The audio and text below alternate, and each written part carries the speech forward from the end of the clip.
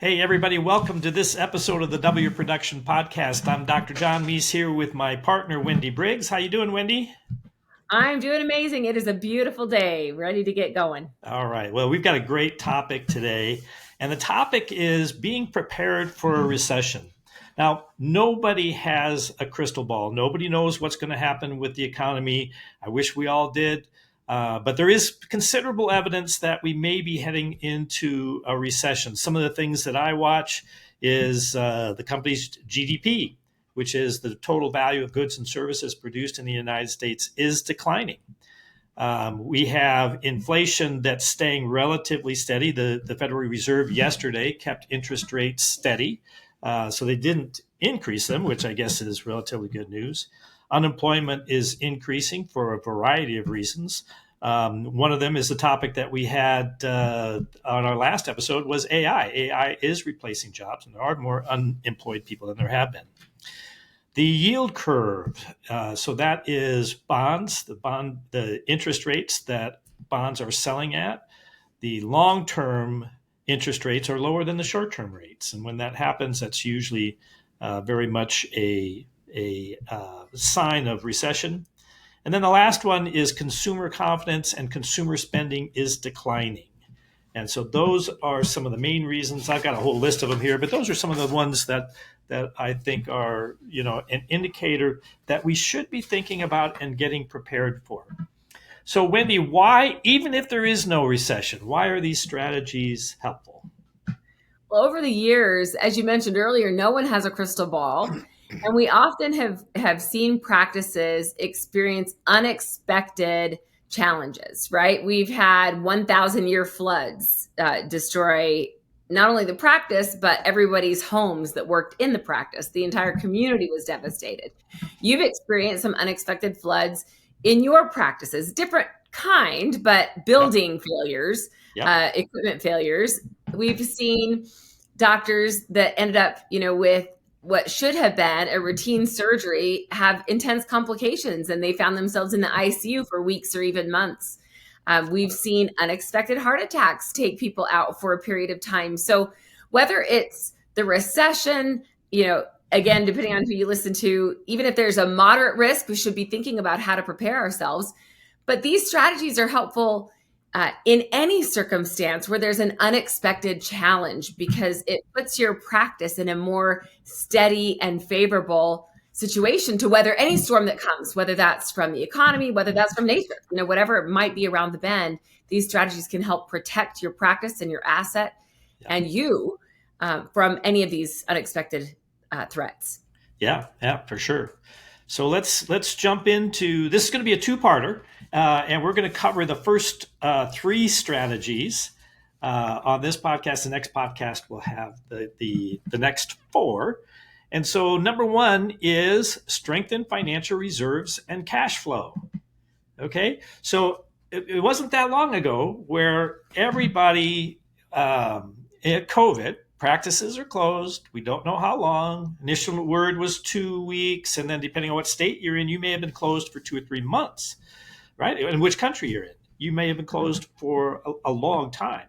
And at some point during that, I think pretty much everybody had the thought of, oh my gosh, I'm going to run out of money, right? And so one of the things to do is to strengthen your financial reserves. And to do that, usually, we need to increase cash flow. So what are some of the ways, when we talk about financial reserves, what are we talking about? Well, obviously we have a pretty great system. It's called the cash confidence system that doctors and practices should know about to work on building up their cash reserves. In fact, I believe you have a great video that kind of explains the formula for that. And we have a great resource, by the way. We should mention we're going to have a handout that goes along with this podcast, and you're welcome to go to our homepage and download that handout, because it's going to have some links and things to other resources that can help support your understanding of some of these principles. But building up cash reserves is an important thing.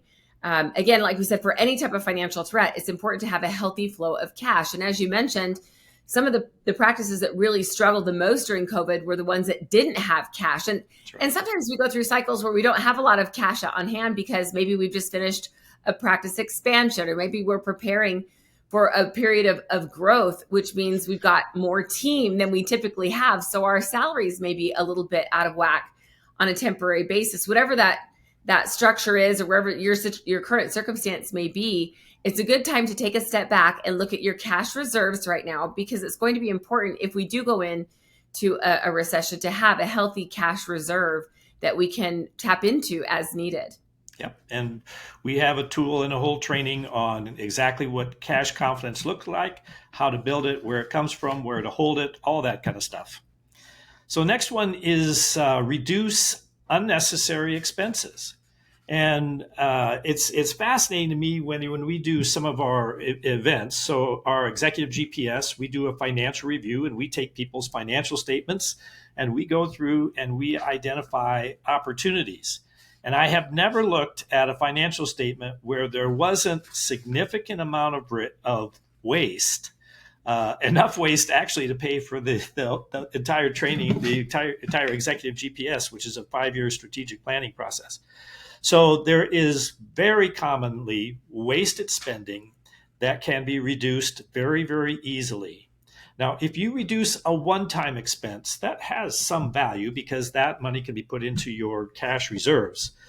But even better if it's a recurring expense that you can eliminate, because that pays off every month or every quarter or every year, however often you pay that, whatever that expense is, it pays off repeatedly. Right. And often, like you mentioned, sometimes we don't realize that we might have technologies that are overlapping. Yep. And or things that we actually sent a cancellation email for that wasn't actually canceled. I had it just on a personal side. The beginning part of this year, I had 3 full months where I was actually paying for 2 health insurance policies. Right. So my cancellation request in November actually wasn't received by the company. You know, you love how that happens. And it took me a little bit to catch that. Well, that's an example of an unintentional spend of unnecessary cash, right? And as soon as we caught that, now I'm still working to rectify it, because these things aren't easy to fix sometimes, but it's incredibly frustrating when those things happen, and they happen far more than you might think, even if you have, you know, a whole team of people looking for that. So find out what those unnecessary spends are. Certainly any waste, any overlap, any things that you have tried to cancel that haven't been canceled. You know, don't let those linger on very long, because it can burn that cash unnecessarily. Anything where the cost is greater than the value. You know, those are the things you want to eliminate. And in our company, Wendy, we have been going through a process over the last 3 months where we're going line by line, every single expense. What is this? Why do we have it? You know, is the value greater than the cost? And if it is, then great. But if it's not, you have to think about, is that something that you want to continue? And the next one, and it may be the very hardest one, and that is monitoring cash flow closely. And most people, most dentists have absolutely no idea what the profitability of their business is. I mean, they have absolutely no idea. And there's a lot of reasons for that. The financial statements that you get from your accountant are for the purposes of generating accurate tax returns and reducing your taxable income. So they obfuscate and obscure what the actual net operating profit of a practice is. So it's very, very difficult for people to get that information. One of the things that we do when we do a financial review is determine as closely as we can what their actual profitability of the business is.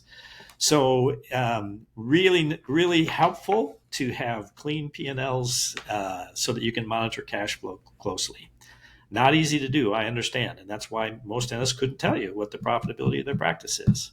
Okay, so that's strategy 1, strengthen financial reserves and cash flow. How about number 2? Yeah, number 2 is to focus on case acceptance. And we have long said that this is far easier to influence than reducing costs. You know, focusing on improving systems to elevate the case acceptance, the care that your patients already need. How can we do a better job of helping them understand what they need, why they need it, and why it's important to get it done sooner rather than later? So that's all things case acceptance. And again, we have found it's far easier to focus on growing the top line numbers rather than reducing the bottom line numbers. So there's both, when you do both together, you can actually make tremendous progress much, much more quickly. The with people in a recessionary time, doctors, the entire team hear this drumbeat of everything's bad, everything's bad, everything's bad, and it gets into our head, right? And so what we diagnose and how we talk to patients about treatment changes. And so we really have to be careful about that. And that's why it's so important to have treatment planning standards, to have tribal language so that everybody's talking about treatment, so that the environment may change around us, but we don't change. We keep doing the same thing so that we have great case acceptance. And there are people that are going to not do treatment because of their current financial situation, just like always, right? But there's a lot of people that if there's a recession, it doesn't really change their income very much, and they're going to move forward with it if we do our job well. Part of increasing case acceptance is expanding payment options. And Wendy, we've seen some big changes with this from a technology standpoint and from an ease standpoint. Yeah, we certainly have. And, I often found when I was practicing that when people said, how much does that cost? It wasn't as buying signal. They were interested in the treatment. If they didn't ask how much it wasn't something they were considering or interested in. And I think sometimes we lose that when someone asks, how much is that, or how much would that cost? Instead, we kind of become a little bit afraid or defensive, or we pull back a little bit. In reality, it's a positive question.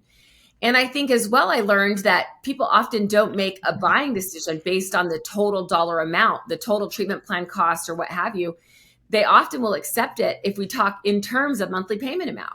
Yeah. When a patient would ask me or say something like, I'm worried I'm not going to be able to afford all of this. I'm like, well, what payment amount is comfortable for you? And let's look at that. Let's start there. And so being able to help them fit that treatment comfortably into their budget, but also think about how it can fit into their budget is an important part of what we do. And certainly, as you mentioned, the technology's gotten so much better. We used to, hand people a brochure, have them call the company, get pre-approved, call us back when they were approved. And now it's just a couple of minutes. It's an instant approval. Done and then we on can their move phone, in your office. Very, very easy. Yeah. Yeah, very, very easy. And again, another interesting lesson I learned, Dr. John, was 2008, 2009, the last probably most significant recession that many of us can remember.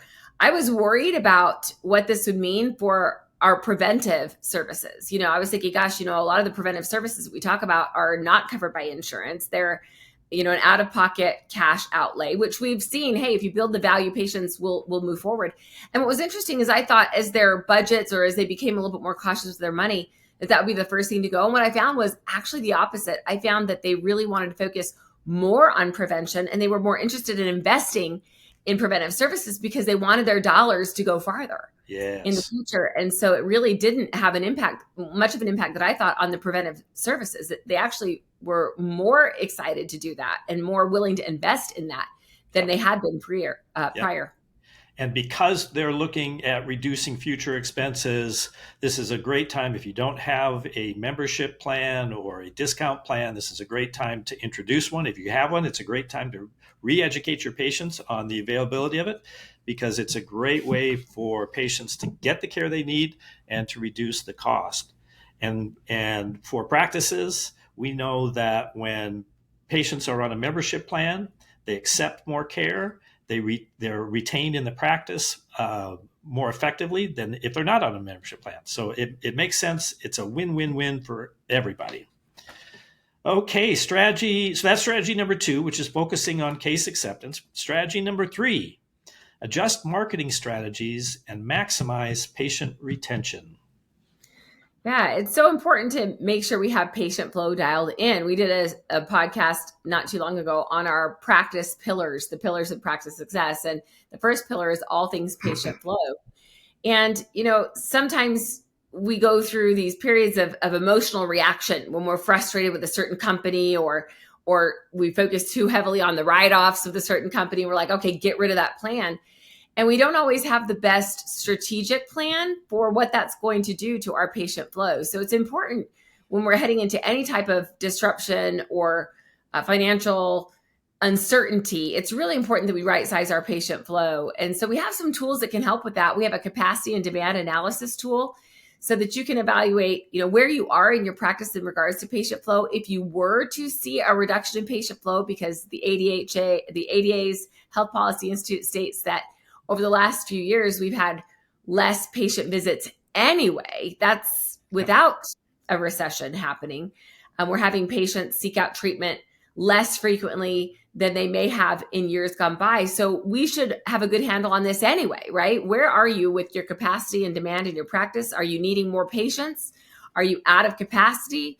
And do we need to make any adjustments so that we can identify how to best weather any coming storms? Yep, absolutely. And we've always said that if you want to improve patient flow, start first with retaining the patients you already have. They buy more than new patients. They know you, they trust you, they like you.